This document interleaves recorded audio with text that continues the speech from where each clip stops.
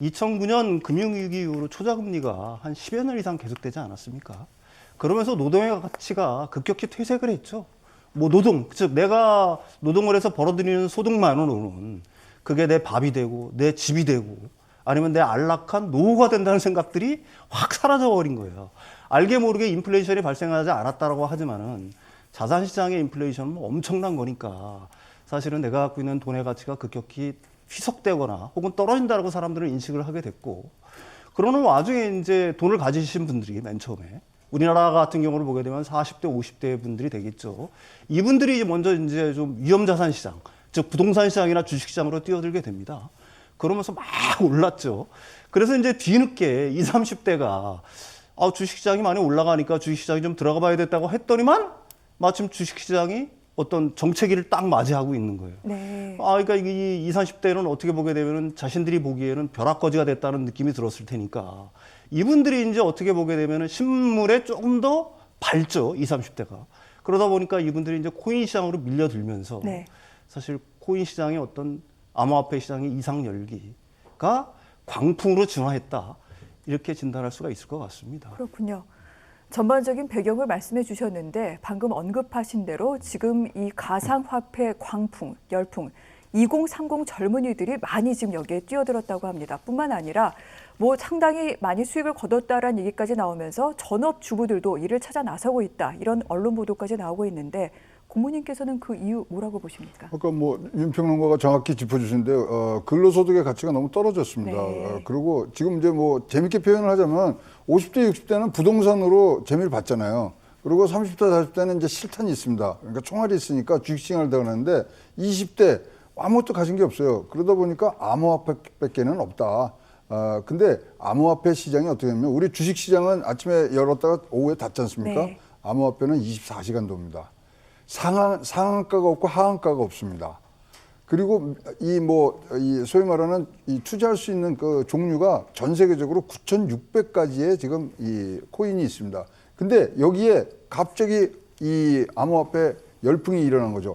열풍이 왜 일어났냐면 코인베이스라는 미국의 이 거래소가 상장을 하는데요. 상장한 날 1,000조 회사의 가치가 돼 버렸습니다. 그러니까 이게 이제 제도권으로 들어오는구나.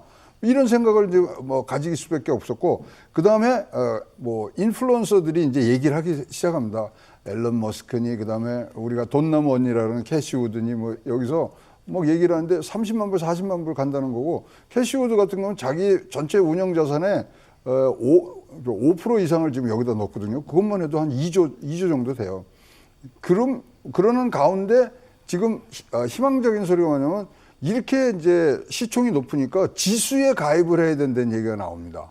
전체. 그러니까 뭐 MSCI 500 뭐 이런데 이것이 들어가야 된다는, 네. 그러면 이제 제도권으로 들어오는구나. 이런 생각들을 하고 있었는데 사실 그게 우리가 희망 고문을 한 거죠. 그래서 20대가 여기서 크게 자기네들이 지금 쌓아놓은 자산이 없으니까 여기서 뭐 한번 승부를 걸라 그러는데 뭐 이런 얘기들 하더라고요. 저 젊은 친구들이 어망한질이라고 들어보셨어요? 그게 뭡니까? 어차피 망할 거 한번 질러보자. 그러면서 자기 재산들을 지금 다 재산도 없지만 재산을 넣는데요. 근데 젊은 세대들이 들어가서 돈을 다 뭐 이렇게 뭐 따는 건 아니에요.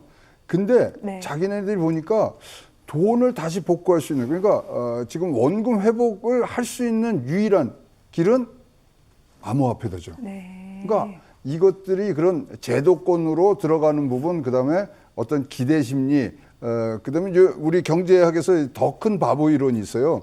그 뭐냐면 거품인 줄 알면서도 네. 더 높은 가격에 뒤에 투자자가 들어올 것이라는 기대감을 갖는 걸 더 큰 바보 이론이라고 그러거든요. 그런 거 등등이 합쳐져서 지금 가는데 굉장히 지금 뭐 투기적인 요소들을 너무 많이 가진 모습들을 보고 있기 때문에 굉장히 좀 조심해야 되는 부분들이 있다고 보여집니다. 그렇군요. 한편에서는 굉장히 급격하게 달라지는 이 세태 속에서 20대 젊은이들이 오죽하면 또 여기에 이렇게 몰려들게 됐을까라는 생각을 하게도 되지만 상당히 좀 투기적인 요인, 위험성이 커지고 있는 상황이다. 이 부분에 대해서는 이론은 없는 것 같습니다. 그러면 좀 궁금하실 만한 내용을 저희가 하나하나 좀 쪼개서 여쭤보도록 하겠습니다. 가상화폐 한 9,600여 개의 종류가 있다라고 말씀을 하셨는데 이 가운데 가장 대표하고 있는 그 가상화폐 종류가 비트코인입니다. 아마 이 얘기는 많이 들어보셨을 겁니다. 그런데 비트코인 뭐 8천만 원을 넘었었다고 그렇게 얼마 전까지 얘기를 들었는데 오늘은 또 많이 떨어졌습니다. 5,500만 원까지 급락하면서 가격이 그야말로 출렁이고 있는 중인데 이거 더 떨어질 수 있다. 이런 전망까지 나오고 있습니다. 사실 여기 투자하신 분들은 또 가슴이 철렁할 것도 같은데 어떻게 보십니까? 이제 이런 것들은 이제 우리가 뭐 주식 시장에 하는 분석 기법을 좀 사용하면은 네. 지금 저희들이 바라본 건 44,000불까지 떨어질 수 있는 개연성이 지금 있습니다. 왜냐하면은 지금 2014년이요. 우리가 2017년도 18년도에도 이런 걸 한번 겪었죠. 왜냐하면 25,000불까지 나왔다 한 달 만에 8,000불로 4분의 1로 떨어진 적이 있습니다. 근데 그때 당시에 어떤 이런 광풍이라든가 이런 추세는 지금하고 비교해서는 뭐 진짜 애 취급당할 정도로 그런 광풍이 지금 불고 있는데 그렇게 뭐 4분의 1로 줄 때도 50일 평균 이동 평균선은 밑으로 내려가 본 적이 없는데 이번엔 내려갔습니다. 그렇다면 지금 5만 불 좀 뭐 6만 불 사이를 지금 왔다 갔다 하는데 네. 그 이론을 갖고서 분석을 해보면 지금 한 4만 4천 불까지 지금 가격이 떨어질 것으로 지금 보이고 있기 때문에 과연 그러면 모멘텀이 꺼지는 거냐. 근데 지금 사실 4월 23일 미국 현지 시장에서 비트코인의 옵션 만기일입니다. 그렇기 때문에 지금 사고 싶어도 들어가서 사기가 주저주저하는 부분들이 있어서 이 뭐 모멘텀이 계속될 건지 또 올라갈 건지는 월요일까지는 우리가 좀 기다려 봐야지 어떤 흐름을 다시 이제 볼 수가 있는데요.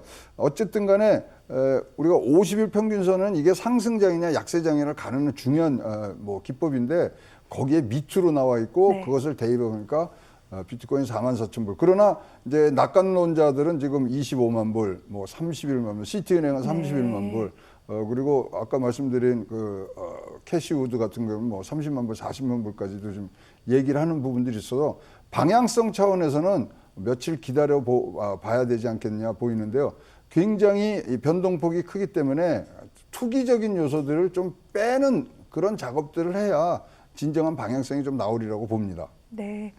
자, 주식 분석하는 기법을 사용해서 보면은 지금 분명히 하락 추세이고 이 부분 또 주말 사이에 사실은 주식시장이 문을 닫았을 때 이런 가상화폐를 사는 그런 분들도 많다고 합니다. 다만 이번 주 같은 경우 좀 넘기고 다음 주 월요일에 좀 더 상황을 지켜보시는 것이 좋을 것도 같습니다.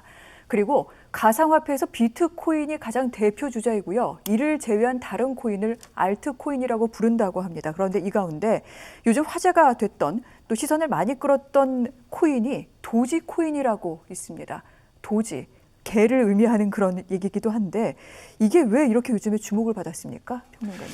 2014년도에 두 명의 소프트웨어 개발자가 심심풀이로 삼아서 3시간 만에 만들었다라고 얘기를 합니다. 이름은 이제 그 도치코인이라고 지은 이유는 뭐냐면은 당시 이제 온라인 사이트에서 일본의 그 시바종이죠. 시바견이라고 있지 않습니까? 일본 네네. 개입니다. 그 개가 굉장히 인기를 끌었는데 그 개 이름을 따서 이제 도치코인이라고 이름을 붙였고요. 사실 뭐 이 코인 같은 경우에는 주로 이제 어디에 쓰였냐면은 우리 옛날에 다음에 보면은 아고라라고 그 온라인 커뮤니티 사이트 있지 않습니까? 그런 것처럼 그 미국의 레딧이라는 사이트가 있습니다. 이쪽에 뭐 좋은 글을 올리고 그러면 이쪽에 이제 팁 형식으로 좀 주는 네. 이런 코인. 그다음에 트위터에 이제 뭐 좋은 트윗을 갖다가 이제 올리고 하게 되면은 그런 식으로 이제 조금의 어떤 보상책으로 이게 계속 쓰였던 코인인데 어느 날 갑자기 이게 이제 어떤 그 세간의 이제 주목을 받게 됐죠. 그 이유는 뭐냐면 이제 바로 이제 그 뒤에 그 테슬라의 일론 머스크가 있습니다. 도치코인은 우리의 암호화폐다. 나는 내 자식한테도 이 코인을 갖다가 물려주겠다. 등등등등. 그러면서 이제 일반인들의 관심을 갖다가 이게 이제 어떻게 보게 되면 이제 풍적으로 끌면서 사실은 뭐 엄청난 상승세를 갖다가 기록을 했는데요. 네. 이게 이제 문제가 있는 거는 이 도치코인 같은 경우에는 발행 물량이 이제 그 비트코인하고 비교해서는 엄청나게 많다고 보는 거고요. 거의 무한대에 가깝다고 보는 거고. 그다음에 또 하나의 문제는 이 중에 현재 발행된 물량 중에 한 4분의 1 정도를 갖다가 한 사람이 갖고 있다라고 해요. 네. 그래서 이제 그 사람이 누구냐 하고 이제 설왕설래가 많은데 그게 바로 일론 머스크다라는 얘기가 있습니다. 그런데 그 사람은 그거에 대해서 이제 부정도 긍정도 사실은 안 해요. 네. 그러니까 자기가 이제 이 코인에 대해서 엄청난 양을 많이 갖고 있으니까 뭐 이 코인이 어떤 뭐 전망이 좋다는 식으로 계속해서 이제 어떤 발언들을 하고 있다라는 어떤 의심도 있는 거죠. 그래서 사실은 뭐 지금 그 고문님께서 말씀하셨다시피 이런 비트코인들이 유명인들의 한마디에 의해서 사실은 이렇게 엄청난 변동폭, 네. 뭐 하루에 뭐 수백 배가 오른다거나 수십 배가 오른다거나 아니면은 또 그만큼 또 반토막이 난다거나 하는 것, 굉장히 위험스러운 어떤 투기자 하고 있다는 것은 결국은 이 암호화폐의 생태계에 있어도 장기적인 생태계에 있어도 결코 좋은 현상은 아니다. 이렇게 얘기할 수가 있겠죠. 그렇군요.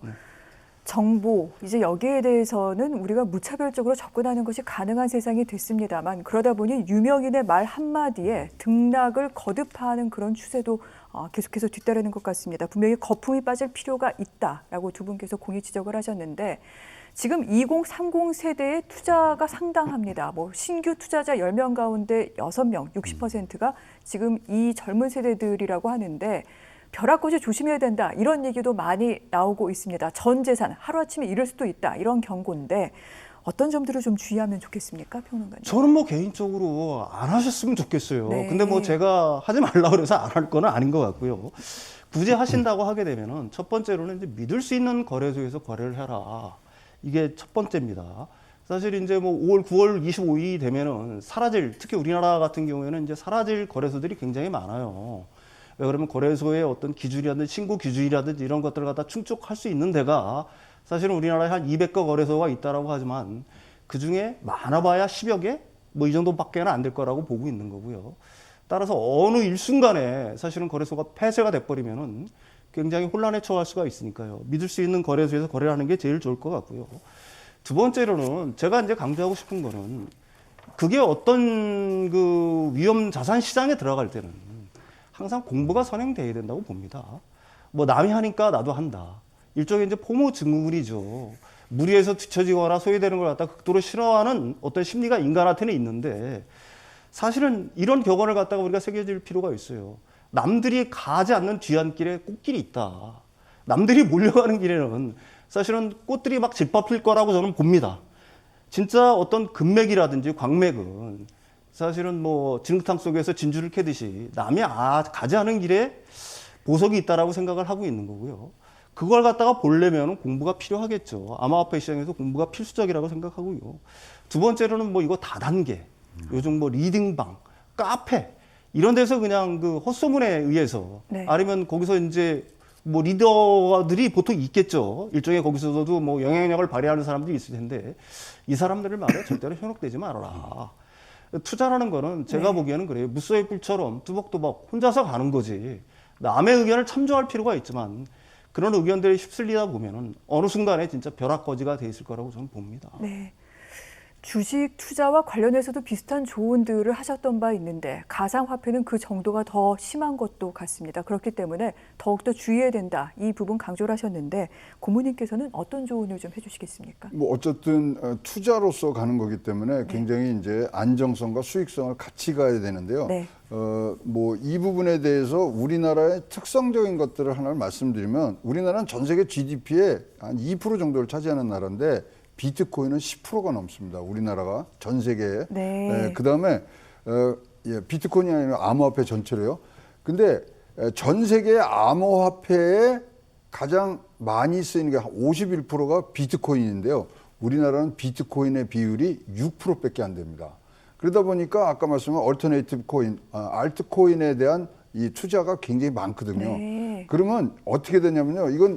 이것이 심화되기 시작하면 우리나라 금융시장이 글로벌 시장하고 괴리 현상이 일어나요. 그러면 우리만 굉장히 피해를 보고 굉장히 망할 수가 있기 때문에 저는 사실 우리의 미래가 이런 암호화폐라든가 디지털 화폐로 지금 가는 부분들이 있기 때문에 여기 투자하는 거는 굉장히 찬성을 하지만 네. 지금 이런 투기성에 또는 굉장히 변동폭이 많은 알트코인에 투자하는 것은 조금 자제를 해야 된다. 따라서 알트코인이나 이더리움이나 비트코인이나 이더리움이나 네. 두 개의 중심축에 여러분들이 미래를 향해서 투자하시는 거는 굉장히 좋은 부분이고, 결국은 블록체인이라는 기술이 여기 들어가 있기 때문에 두 개는 제가 지속 가능성이 굉장히 높은 데니까 그런 정통 코스 두 축을 중심으로 해서 투자하시는 것이 훨씬 더 안전하고 수익성도 좋다고 보여집니다. 알겠습니다.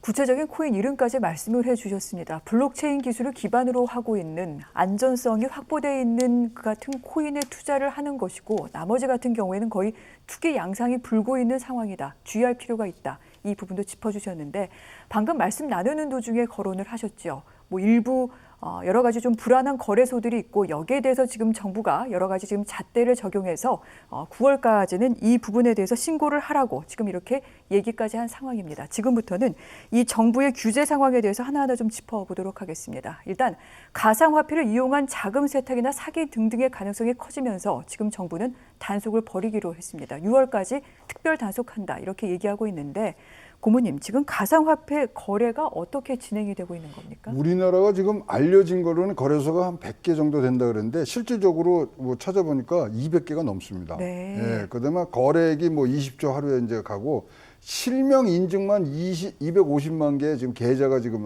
들어가 있는 부분이고요. 이것을 근데 직접적으로 단속하고 규제하고 또 제한적으로 구조를 만들어주는 직접 관련된 법은 없습니다.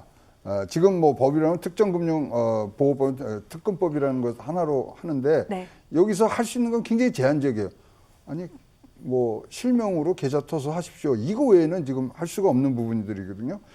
그래서 지금 국내 가상화폐에 대해서 내년부터는 250만 원 이상에 대해서 20% 지금 이제 세금을 양도소득세를 내야 되는 부분들인데, 세금은 거두면서 거래를 어떻게 하느냐에 대해서는 네. 어떠한 제한도 없습니다. 아까도 말씀드렸지만 24시간 운영되고요. 상한가, 하한가가 없습니다. 그러면 투자자가 엄청나게 일방적으로 손해를 볼 수 있고 피해를 볼 수 있는 부분들에 대해서는 아무것도 없고요. 지금 이제 보니까 뭐 가상화폐 쪽에 특별 단속을 한다 그러는데, 특별 단속이라는 게 자금 세탁, 사기, 유사수신 이거 하는 거거든요. 그게 아니라 제도권으로 들어와서 이것을 뭐 육성을 시키던 어떻게 투자자를 보호해야 되는데, 일단 나쁜 점만 지금 보고 있는 겁니다. 요번에 이제 이렇게 낙폭이 커진 부분들의 뭐 조건, 발생 원인 중에 하나가요. 미국 재무부가 같은 얘기를 했어요. 불법적인 것들이 많기 때문에 이 수사에 들어간다. 네. 근데 이것도 뭐 밝혀진 그게 없고 팩트가 아니고 루머가 도는데 이렇게 이제 떨어졌단 말이죠. 그리고 이제 보시면은 가상화폐를 많이 가진 사람들의 3위에 들어가 있는 게 볼리비아 공화국이에요. 마약하던 사람들 다 뺏어 갖고 와서 됐고요. 미국의 FBI가 또 7위입니다. 그 범죄 조직에서 쓴 거 이렇게 네. 압수한 부분들이거든요. 그래서 굉장히 뭐 가상화폐가 그런 범죄 쪽에 많이 쓰이고 있지만, 우리나라의 특수적인 부분들을 조금 더 보는 면이 낫지, 이렇게 특별 단속하고 어떤 범죄와 연관되어 있던 건 예단을 해서 들어가는 부분들은 광풍하고 그다음에 안정적으로 키워나가야 될 디지털 화폐의 어떤 미래성, 이런 것들을 전혀 고려하지 않는 부분들이 있다고 보여져서, 이렇게 이제 뭐 세금을 걷기 시작하면은 보호해야 될 국가의 책무가 분명히 있다고 보거든요. 그런 부분이 조금 더 강화돼야 되지 않겠냐 보여집니다. 그렇군요. 그런데 아직 우리나라는 이 가상화폐를 어떻게 규정을 해야 될지, 여기에 대해서 당국이 정확하게 지금 내놓은 것이 없는 상황입니다. 상당히 좀 안에서도 혼란스러운 것 같은데, 그래서 이번 특별 단속 같은 경우에도요, 너무 좀 뒤늦은 것이 아니냐, 실효성 있겠느냐, 이런 목소리가 나오기도 합니다. 평론가님, 어떻게 봐야 될까요? 먼저 법률이라는 거는 네. 사실은 사회현상이 후행하는 겁니다. 사회현상이 어떤 모양으로 딱 내려질 때 그들을 네. 따라서 사실은 법들이 만들어지는 거고요. 두 번째 어려운 문제는 사실 이게 역설적으로 법을 만들어서 이걸 하게 된다면 이게 사실 제도권으로 편입을 시켜버리는 거거든요. 근데 현재까지 정부의 입장은 뭐냐면은 실체 없는 가상자산이라는 것까지만 인정을 하고 있는 거예요, 이게. 근데 이걸 갖다가 실제로 가령 뭐 법제도로 들어놓게 되면은 이걸 지금 뭐 주식이라 이런 것과 같은 어떤 금융자산으로서의 어떤 편입을 한다거나 자본시장법으로 어떻게 편입을 시켜가지고 이걸 해야 된다는 건데, 그렇게 되면 이 실체 없는 가상자산이라는 걸 갖다가 스스로 부정하는 꼴이 되는 겁니다. 네. 따라서 다른 방식의 어떤 규제들이 이어질 수밖에 없는 거예요. 가령 뭐 유사수신 행위라든지 다단계라든지 어떤 뭐 시세 조작이라든지 어떤 사기라든지 뭐 이런 쪽으로의 어떤 규제들을 갖다가 할 수밖에 없는 형편이라는 점을 갖다가 네. 일단 여러분들이 좀 이해를 하셔야 될 것 같아요. 왜 국가에서 이 법을 만들어서 이걸 갖다가 법 틀 안에서 일반 투자자를 갖다 보호하지 않지? 이런 어떤 의문들을 갖다 충분히 제기할 수 있지만 정부 입장에서 사실 그런 어려움들이 있다라는 점을 갖다가 여러분들이 좀 이해를 하셔야 될 것 같습니다. 알겠습니다. 이 부분에 대해서 사실 뭐 국회에서도 여러 가지 질의가 나오기도 했는데 어제 은승수 금융위원장이 여기에 대해서 대답한 부분이 있습니다. 투자자 보호 문제 의원들이 거론을 하자 사람들이 많이 투자한다고 해서 보호해야 되는 것 아니다라고 딱 잘라서 얘기를 했습니다. 아울러 지금 이제 새로운 법이 시행되면서 거래소 등록 받고 있는 중인데 현재까지 등록한 업체 없다. 그렇기 때문에 9월에 갑자기 폐쇄될 수 있다라고 굉장히 강경한 어조로 얘기를 하기도 했습니다. 아직 뭐 가상화폐를 어떻게 봐야 될지 여기에 대해서 결론이 난 것은 아닙니다만 투기성이 상당히 높고 위험하다 이런 경고 메시지를 던진 것 같은데 그럼 평론가님 말대로 거래소 9월에는 문을 닫게 되는 곳이 많이 나오는 사실 겁니까? 특근법에 의해서 3월 25일부터 시행이 된 거예요. 근데 네. 6개월 유예 기간을 뒀으니까 9월 25일 되면 이제 본격적으로 시행이 되는 거죠. 네. 근데 문제는 뭐냐면은 실명 계좌의 확보를 하는 겁니다. 근데 실명 계좌를 갖다가 누가 확보를 해주냐? 바로 은행이 해주는 거거든요. 그러니까 은행이 어떻게 보게 되면 거래소의 적격성 심사를 갖다가 하는 겁니다. 네. 근데 은행들이 볼 때는 엉뚱한 거래소, 가령 뭐 안전성이 미흡하다거나 시스템이 엉망인 데를 갖다가 이 어떤 적격성 검사, 즉 실명 인증을 해줄 수는 없는 거 아니겠어요. 자신들의 어떤 비난을 다 받을 테니까. 따라서 지금보다 은행 입장에서는 그 입출금 계좌에 대한 어떤 어떤 적격성을 갖다 판단을 해서 그걸 제공하는 것들이 굉장히 지금보다 좀 어려워질 거다. 네. 좀 강화가 될 거다. 이렇게 예상할 수가 있는 거고요. 그렇게 된다라고 하게 되면은 뭐 지금 뭐 통계적으로는 좀 뭐 정확하지는 않지만 한 200여 개 정도의 거래소가 있다라고 하는데 이 중에 대다수는 아마 등록이 못 될 겁니다. 왜 그러냐면 은행에서 입출금 네. 계좌에 대한 어떤 실명 확인을 갖다가 안 해줄 거기 때문에 그렇게 된다라고 하게 되면은 만화에 한 10여 개의 거래소만 남지 않을까 이렇게 저는 생각을 합니다. 그렇군요. 네네.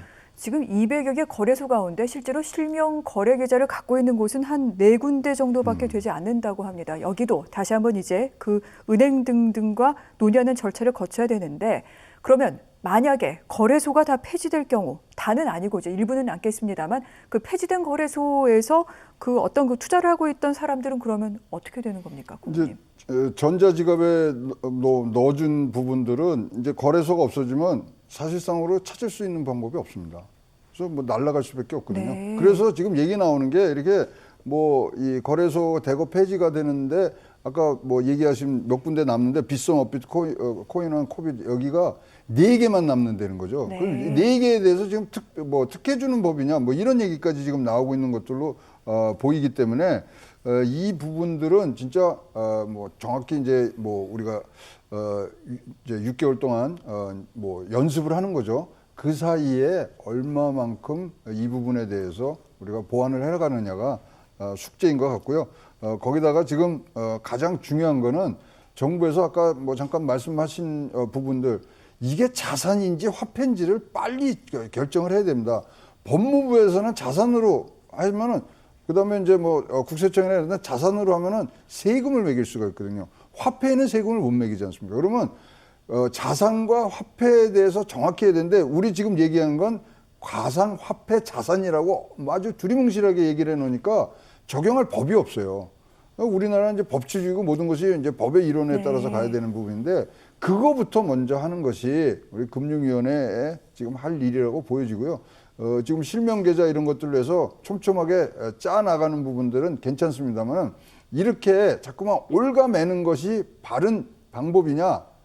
우리 옆 나라 중국이요 4월 1일부터 디지털 위안화를 유통하기 시작했습니다. 28개의 지금 지역에서 시험적으로 운영을 하고 있는데 그 중국에서는 벌써 이런 디지털 화폐라든가 그다음에 뭐 이런 진짜 뭐 네. 앞으로 어드밴스된 이런 화폐 정책을 쓰고 있는데 우리는 이거 갖고 무슨 뭐 이 거래소를 폐쇄하느냐 안 하니 이런 것들 따지고 있는 것들은 2단계 이상, 2발 이상 지금 뒤처지지 않겠냐 보여지고요. 또 이제 분명히 볼 겁니다. 이제 중국이 얼만큼 잘하느냐. 이런 것들이 우리의 사실 기술적인 자율배든가 또 세계 인류 국가로 나가는데 사실 뭐 우리하고는 걸맞지 않은 그런 행위들을 해서는 안 되고요.